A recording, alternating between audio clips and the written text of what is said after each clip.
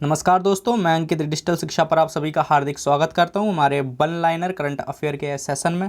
यह सेशन आप सभी के लिए बेहद ही महत्वपूर्ण है। सेशन को पूरा देखिएगा। यदि वीडियो पसंद आए तो चैनल को सब्सक्राइब करें, वीडियो को लाइक करें और कमेंट करके अपना फीडबैक अवश्य दें।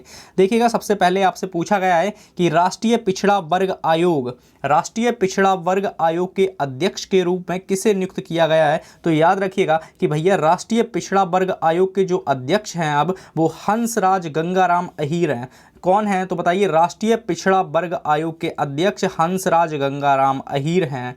ठीक है, याद रखिएगा एक बार फिर से कि राष्ट्रीय पिछड़ा वर्ग आयोग के अध्यक्ष के रूप में हंसराज गंगाराम अहीर को नियुक्त किया गया है। और देखिए, याद रखिएगा यह जो वन लाइनर सेशन है इसमें हम उन टॉपिक से क्वेश्चन उठाते हैं, आपके लिए लेके आते हैं जो टॉपिक परीक्षा में करंट अफेयर से संबंधित बार बार आपसे पूछे जाते हैं।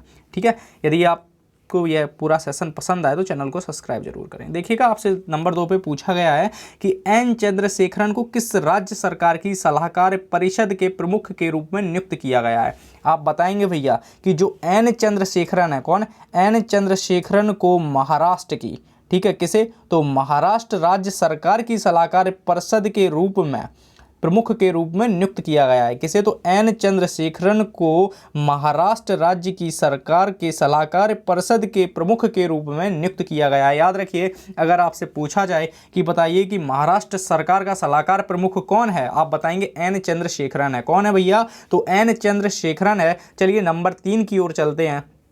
ठीक है, आइए देखिए, नंबर 3 पे आपसे पूछा गया है कि हसमुख आधिया किस राज्य के मुख्यमंत्री के सलाहकार के रूप में नियुक्त किए गए हैं। आप बताएंगे भैया कि गुजरात। अब देखिए, एन चंद्रशेखरन की आप बात कर रहे हैं, आप कहेंगे महाराष्ट्र। आपसे पूछा हसमुख आधिया की आप बात कर रहे हैं, आपसे पूछा गुजरात। ठीक है, याद रखिएगा हसमुख आधिया गुजरात से संबंधित हैं, एन चंद्रशेखरन सलाहकार के रूप में महाराष्ट्र से संबंधित हैं। ठीक है, आइएगा नंबर 4 के ऊपर देखते हैं। देखिएगा, किसे हाल ही में अंतरिम केंद्रीय सतर्कता आयुक्त के रूप में नियुक्त किया गया। बताइए भैया कि जो प्रवीण कुमार श्रीवास्तव हैं, कौन, प्रवीण कुमार श्रीवास्तव हैं, वो अंतरिम केंद्रीय सतर्कता आयुक्त के रूप में नियुक्त किया गया है। ठीक है, याद रखिएगा। देखिएगा, कुछ महत्वपूर्ण होते हैं, जैसे आपसे ऊपर के जो 2-3 क्वेश्चन है वो बहुत ही महत्वपूर्ण, इतना अहम महत्वपूर्ण नहीं है जितने आपके ऊपर के 3 क्वेश्चन महत्वपूर्ण है। ठीक है, याद रखिएगा, हम आपको बताते भी चलेंगे। ये इसलिए लिया गया है, कहीं भूले भटके कुछ आ जाते हैं। देखिए, यह जो आगे जो क्वेश्चन नंबर 5 है, जो महोत्सव से आते हैं क्वेश्चन, बेहद ही महत्वपूर्ण होते हैं। इन महोत्सव को, यह क्वेश्चन हमने दोबारा अपने सेशन में डाला है। इससे पहले का जो सेशन हुआ तो उसमें भी था, बेहद ही महत्वपूर्ण है, मोस्ट इंपोर्टेंट लगाइएगा कि पीएम नरेंद्र मोदी ने वारिसू कन्नड़ दिमावा, याद रखिएगा कि वारिसू कन्नड़ दिमावा महोत्सव कहाँ से संबंधित है, आप कहेंगे कर्नाटक से संबंधित। याद रखिए, इतना याद रखिएगा कि वारिसू कन्नड़ दिमावा बोले तो कर्नाटक। ठीक है, अब वारिसू कन्नड़ दिमावा है क्या, कौन सा महोत्सव है, कहेंगे राज्य की सांस्कृतिक परंपराओं और इतिहास का जश्न मनाया जाता है। यानी कि वारिसू कन्नड़ दिमावा कर्नाटक का महोत्सव है। इस महोत्सव के जरिए सांस्कृतिक परंपराओं और इतिहास का जश्न मनाया जाता है राज्य की, याद रखिएगा। आइए नंबर 6 के ऊपर चर्चा करते हैं। ठीक है, आइए क्वेश्चन नंबर 6 में कहा गया है कि किस राज्य में इमोइन्नू इत्रप्पा महोत्सव मनाया जाता है। तो बताएंगे इमोइन्नू जो इत्रप्पा महोत्सव है वो मणिपुर में मनाया जाता है। ठीक है, कोई किस राज्य में, आप बताएंगे मणिपुर में। क्या मनाया जाता है, तो इमोइन्नू इत्रप्पा। साथ बोलिएगा, बोल के साथ साथ पढ़ते हैं कि किस राज्य में, आप कहेंगे मणिपुर में क्या मनाया जाता है, तो बताएंगे इमोइन्नू इत्रप्पा महोत्सव मनाया जाता है। महोत्सव बेहद ही महत्वपूर्ण है, हमने पहले भी आपको कहा है, महोत्सव एक पेज में अलग लिखिएगा। हम हर क्लास में आपके लिए 2-2, 3-3 महोत्सव लेके आते हैं। ठीक है, आइए क्वेश्चन नंबर 7 के ऊपर चर्चा करते हैं। देखिएगा, क्वेश्चन नंबर 7 में आपसे कहा गया है कि किस राज्य में एशिया का पहला फ्लोटिंग फेस्टिवल, याद रखिएगा कि फ्लोटिंग फेस्टिवल की बात आती है तो आप लेंगे भैया कहाँ शुरू किया गया। बताएंगे भैया कि जो यह फेस्टिवल है वो मध्य प्रदेश में शुरू किया गया है। तो मध्य प्रदेश में एशिया का पहला, भारत का ही नहीं, एशिया का पहला फ्लोटिंग फेस्टिवल शुरू किया गया है मध्य प्रदेश में। याद रखिएगा कि मध्य प्रदेश में एशिया का पहला फ्लोटिंग फेस्टिवल शुरू किया गया है। याद रखिएगा, फिर से एक बार बोलिएगा कि मध्य प्रदेश में एशिया का पहला फ्लोटिंग फेस्टिवल शुरू किया गया है। ठीक है, आइए नंबर 7 के ऊपर चर्चा करते हैं। देखिए, क्वेश्चन नंबर 8 में आपसे कहा गया कि राष्ट्रीय खनिज विकास निगम ने किसको अपना ब्रांड एम्बेसडर बनाया है। तो बताएंगे भैया निकहत जरीन है वो राष्ट्रीय खनिज विकास निगम के द्वारा इनको अपना ब्रांड एम्बेसडर बनाया गया है। ब्रांड एम्बेसडर भी बहुत महत्वपूर्ण है। राज्य के ब्रांड एम्बेसडर भी याद रखिएगा, किसी कंपनी का ये भी ब्रांड एम्बेसडर भी आपसे पूछे जाते हैं। ठीक है, राष्ट्रीय खनिज विकास निगम के ने किसे बनाया, तो बताएंगे भैया निकहत जरीन को बनाया। आइए क्वेश्चन नंबर 9 की तरफ चलते हैं। देखिएगा बहुत महत्वपूर्ण है, अगर आपसे पूछा जाए बताइए प्यूमा का यानी कि स्पोर्ट्स ब्रांड है जो प्यूमा, उसने किस महिला क्रिकेटर को अपना ब्रांड एम्बेसडर बनाया है, तो बताएंगे हरमनप्रीत कौर। हरमनप्रीत कौर यानी कि स्पोर्ट्स ब्रांड एम्बेसडर जो स्पोर्ट्स कंपनी है जो प्यूमा, उसने अपना जो महिला ब्रांड एम्बेसडर के रूप में हरमनप्रीत कौर को नियुक्त किया है या बनाया है। ठीक है, आइए क्वेश्चन नंबर 10 की ऊपर चलते हैं कि देखिए ये इतना महत्वपूर्ण नहीं है लेकिन फिर भी देखते हैं। ठीक है, आइए भैया, किसी चार गणराज्य में भारत के अगले राजदूत के रूप में नियुक्त किया जाए, बताइए भैया। डॉक्टर हिफजुर रहमान को, इतना महत्वपूर्ण नहीं है, डॉक्टर हिफजुर रहमान, चार गणराज्य है उसमें भारत के अगले राजदूत के रूप में इनको नियुक्त किया गया है। ठीक है, आइए नंबर 11 के ऊपर चलते हैं। देखिएगा ये महत्वपूर्ण है, अगर आप उत्तर प्रदेश से संबंधित हैं, उत्तर प्रदेश की परीक्षाओं की तैयारी कर रहे हैं या भारत की तैयारी कर रहे हैं, आपके लिए G20 बेहद ही महत्वपूर्ण है। पूरा G20 सही से पढ़िएगा, हर रोज हम G20 से क्वेश्चन भी लेके आते हैं। देखिएगा क्वेश्चन नंबर 11 है कि किस राज्य सरकार ने स्क्वाड्रन लीडर तुलिका रानी को G20 के ब्रांड एम्बेसडर बनाया, आप कहेंगे उत्तर प्रदेश। कौन है, आप बताएंगे भैया कि उत्तर प्रदेश है। उत्तर प्रदेश वह राज्य उत्तर प्रदेश राज्य सरकार के द्वारा स्क्वाड्रन लीडर तुलिका रानी को G20 की ब्रांड एम्बेसडर बनाया गया है।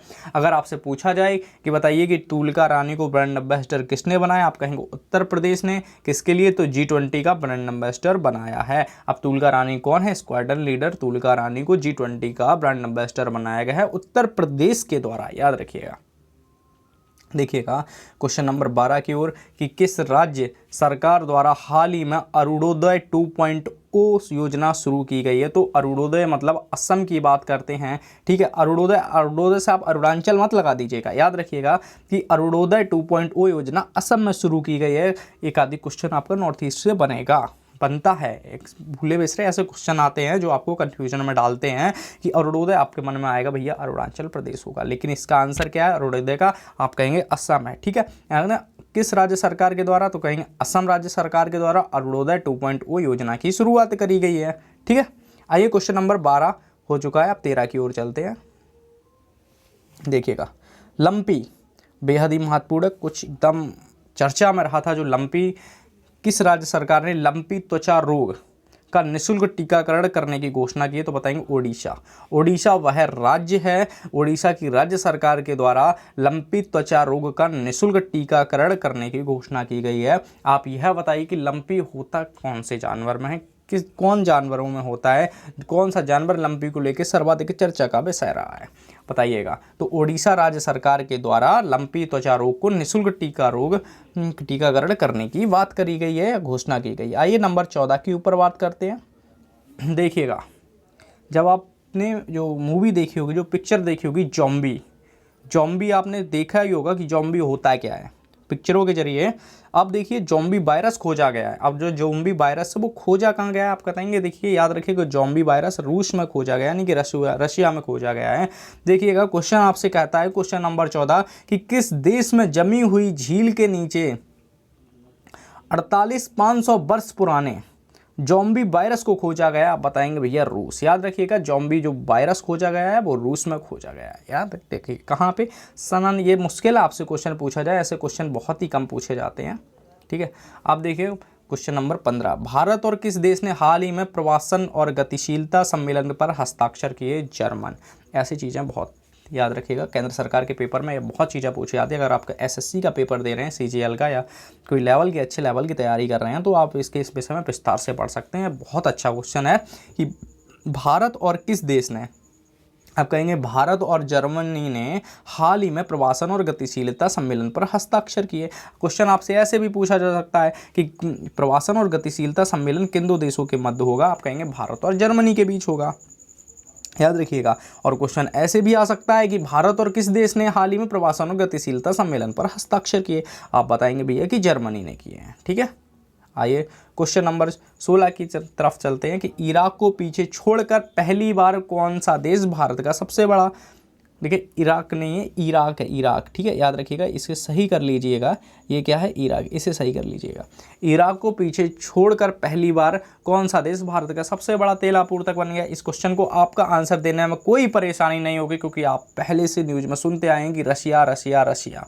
तो रूस यानी कि रशिया इराक को, जो भारत का सबसे बड़ा तेल आपूर्तक है वो रूस बन चुका है, जो इराक को पहले इसके कौन था, रूस के पहले, तो कहेंगे इराक था, अब कौन है, रूस है। याद रखिएगा, अब वर्तमान में रूस है और जो पास्ट हो चुका है वो इराक हो चुका है। अब नंबर सबसे बड़ा किसका आता है, रूस का आता है, याद रखिएगा। आइए नंबर 17 के ऊपर चर्चा करते हैं। देखिएगा कि किस राज्य में विश्व का स्पाइन कांग्रेस का 14वां संस्करण आयोजित किया जाएगा। महाराष्ट्र में। तो महाराष्ट्र में जो महाराष्ट्र होता है वो विश्व का स्पाइन कांग्रेस का 14वां संस्करण आयोजित किया जाएगा। कहाँ पे, बताएंगे महाराष्ट्र में। याद रखिएगा कहाँ पे, तो बताएंगे महाराष्ट्र में। या आपका अगर महाराष्ट्र से आप बिलोंग करते हैं आपके लिए बेहद ही महत्वपूर्ण क्वेश्चन है, लेकिन उत्तर प्रदेश वालों के लिए इतना महत्वपूर्ण नहीं है जितना केंद्र के लिए महत्वपूर्ण है। याद रखिएगा, हम सभी आपके लिए चर्चा करते चलेंगे। क्वेश्चन नंबर 18, ये क्वेश्चन हम पहले इसमें ले चुके हैं, एक बार फिर से लेते हैं कि किसे हाल ही में अंतरिम केंद्रीय सतर्कता आयुक्त के रूप में नियुक्त किया गया। आप बताएंगे प्रवीण कुमार श्रीवास्तव को नियुक्त किया है। किसे, तो प्रवीण कुमार श्रीवास्तव को। किस पे, तो बताएंगे कि बताइए कि अंतरिम केंद्रीय सतर्कता आयुक्त के रूप में इनको नियुक्त किया गया है। आइए आज का हमारा सेकेंड लास्ट क्वेश्चन है, देश के अगले चीफ ऑफ डिफेंस यानी कि CDS के रूप में किसे नियुक्त किया। अनिल चौहान को। बेहद ही महत्वपूर्ण है। इसके पहले जो हमारे पहले CDS थे उनका नाम आप कमेंट करके अवश्य लिखिएगा कि वो CDS कौन थे, या क्वेश्चन आपसे किसी एग्ज़ाम में आपको छपा हुआ मिलेगा। इस बात को 100% लिख के लीजिए, ये क्वेश्चन आपको किसी ना किसी एग्ज़ाम में 100% छपा हुआ मिलेगा। तो हमारे जो CDS हैं अब कौन से क्रम के हैं, कहेंगे भैया अगले जो CDS हैं वो अनिल चौहान होंगे। कौन CDS होंगे, आप याद रखिए अनिल चौहान होंगे। इसके पहले CDS कौन थे, कमेंट करके आप नाम अवश्य बताइएगा, ठीक है। आइए आज का हमारा लास्ट क्वेश्चन है, देखिएगा क्वेश्चन है हमारा कि किसके द्वारा लिखित पुस्तक forks in the road my days at RBI and beyond का विमोचन किया गया है। तो